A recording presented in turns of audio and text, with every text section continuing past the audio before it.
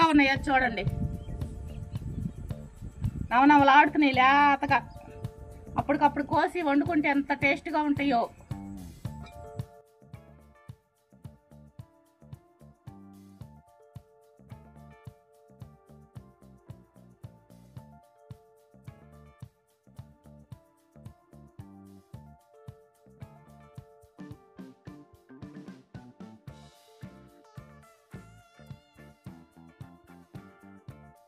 చూడండి ఎన్ని కాయలు వచ్చినాయో, ఈరోజు ఎన్ని వంకాయలు వచ్చినాయో.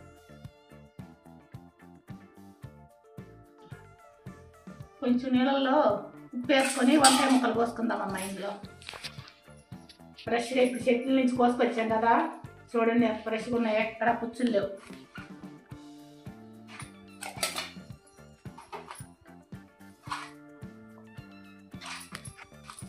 చూడండి అమ్మ ఎంత లేతగా ఉన్నాయి, ఎంత నవనవలు ఆడుతున్నాయి. అసలు ఎట్లాగైనా మనం పండించుకున్న కూరగాయలు మనం పండించుకున్నట్టే కదమ్మా, ఏ మందులు ఎరువులు వేయకుండా మన డాబా పైన పండించుకున్న కూరగాయలు ఎంత ఫ్రెష్గా ఎంత నీట్గా ఉన్న, ఒక్క పుచ్చు లేదు.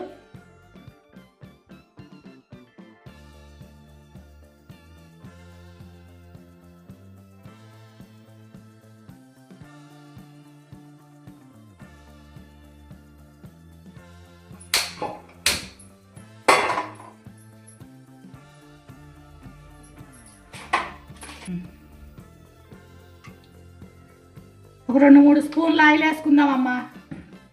నూనె వేడెక్కిందమ్మా, తిరగమాత గింజలు వేసుకుందాం. 2 ఎండుమిర్చి,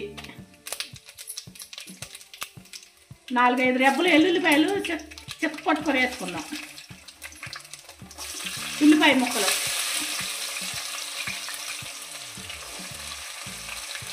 పచ్చిమిర్చి, మన చెట్టు పచ్చిమిర్చి, కొంచెం జీలకర్ర,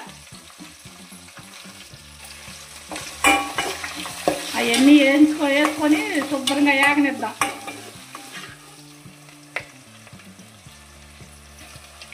కరేపాకమ్మా, పచ్చి కరేపాకు, ఇది మన చెట్టుదే.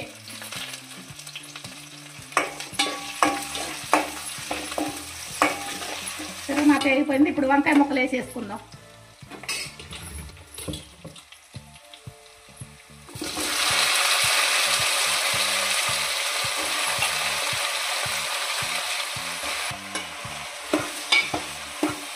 ముక్కలన్నీ వేసేసి ఇలా ఒకసారి కలిపేసుకొని ఉప్పు పసుపు వేసుకుందాం. ఊరినే 5 నిమిషాల్లో మగ్గిపోద్ది కూర, ఎక్కువ టైం కూడా పట్టదు, ఎందుకంటే మన చెట్లు ఫ్రెష్గా ఉన్నాయి కదా. పసుపు,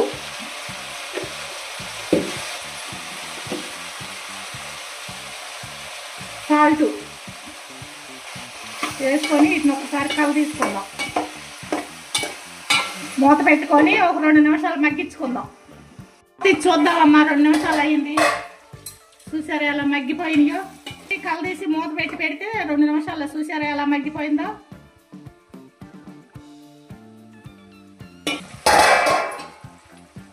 మగ్గిపోయిందమ్మా. కారం వేసేసుకుందాం. 1 స్పూన్ కారం వేసుకుందాం.